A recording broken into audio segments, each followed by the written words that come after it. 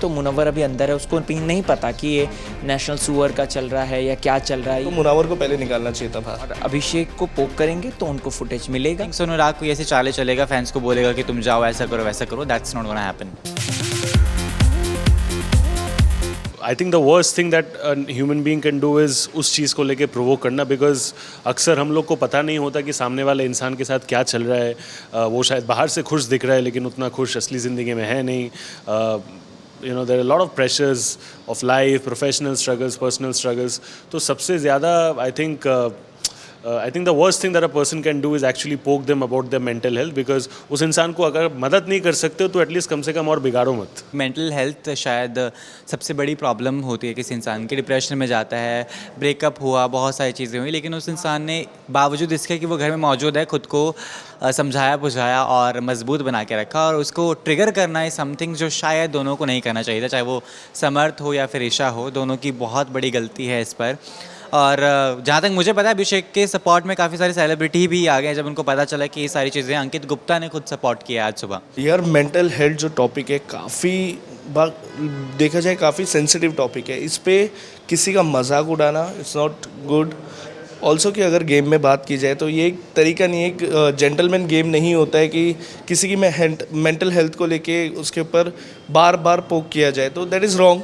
मेरे को नहीं लगता कि ऐसे लोगों को गेम खेलना चाहिए मेंटल हेल्थ जैसे सेंसिटिव टॉपिक को लेके। अभिषेक की अगर बात करें तो अभी इस वक्त घर में सबसे ज़्यादा जो जेन्युइन खेल रहा है, जिसने अपनी सोल को लिटरली स्ट्रिप करके ऑडियंस के सामने रख दिया है और एकदम पूरी तरीके से कहते हैं ना कि जिसे हो गया है पूरा, वो स्ट्रिप डाउन हो गया है, वो इतना बेहतर खेल रहा है कि उसी चीज़ से कहीं ना कहीं चिंटू और उसी चीज़ से कहीं ना कहीं उनकी एक्स गर्लफ्रेंड ईशा बहुत ज़्यादा इनसिक्योर है, उनके पास कोई मुद्दे नहीं हैं।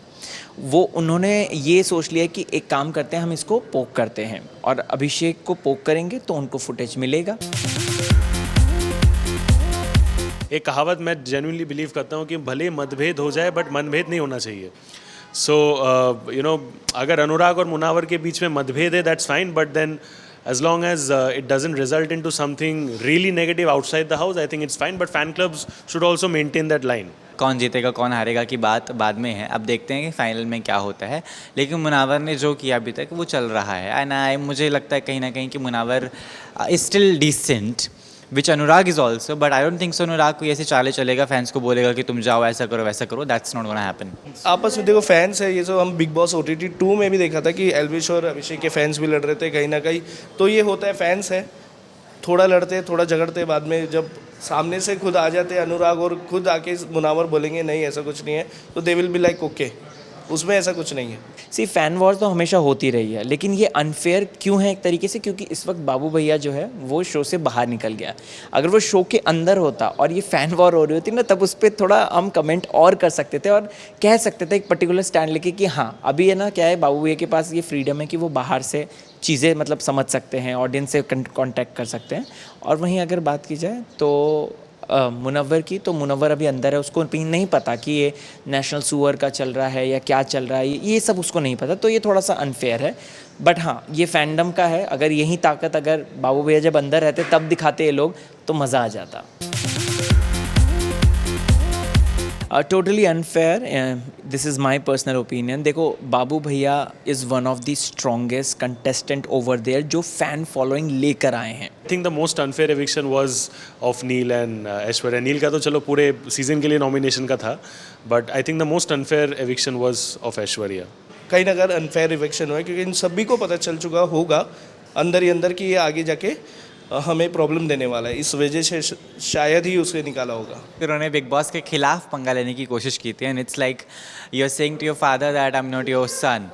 सो वो शायद कहीं ना कहीं उन पर भारी पड़ेगा और वो पड़ गया है, और आने वाली लाइफ में उनको समझ में आएगा कि किस तरीके से गेम जो है वो खेलनी पड़ेगी। हालांकि उनकी गेम वीक रही है, फैंस चाहे जितने मर्जी हों, लेकिन अगर आप कमाल का गेम नहीं खेल सकते तो आप कहीं ना कहीं लूज़ ज़रूर करते हैं एंड दैट्स हाउ अनुराग के साथ भी सारी चीज़ें हुई हैं। वो टॉप 5 में आता तो कहीं ना कहीं उसके जीतने के भी चांसेस बहुत ज़्यादा बढ़ गए थे। और अगर ये लास्ट टाइम जैसे जनता का शो है, ऑडियंस का शो है करके एक बहुत ही अच्छा इन्होंने तर्क दिया था मैं जब स्टैन को जिताया था, तो अभी फ़र्क ये है कि जब जनता का शो है तो जनता के रिप्रेजेंटेटिव को आप इस तरीके से क्यों निकाल रहे हैं। बाबू भैया के साथ ये पहली बार भी नहीं, ये दूसरी बार हुआ है ऐसा ये अटैम्प्ट जो, और ये विजिबल है। मतलब अगर कोई बिग बॉस ना भी फॉलो करे और सिर्फ ये पर्टिकुलर चंक्स देख ले, वो भी कहेगा दिस इज़ अनफेयर। और ये पूरी सोची समझी प्लानिंग थी, साजिश थी, और इसके अलावा और कुछ नहीं। मुझे एक बात बता दो, चलो ठीक है बाबू भैया का ये तो हटा दो, दूसरा आयशा को लीस्ट वोट मिले थे, वो कैसे बच गई जबकि उसकी जगह नील बाहर आ गया? ये सोचने वाली बात है। आई डोंट थिंक इट्स जानबूझ के, बिकॉज जिस टाइम पे अनुराग को खुद बाहर जाना था, उसने बेसिकली वो कंडीशन भी रखा था कि मैं पैसे देके बाहर जाने के लिए तैयार हूँ। I think Bigg Boss gave him a chance.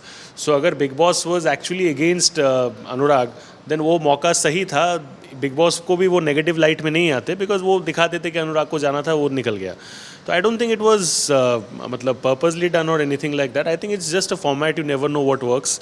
तो उस हिसाब से I think it's fine, whatever big boss says is the ultimate thing. It's a reality show, तो आपकी पर्सनालिटी जैसी है आपको वैसे दिखाया जाएगा।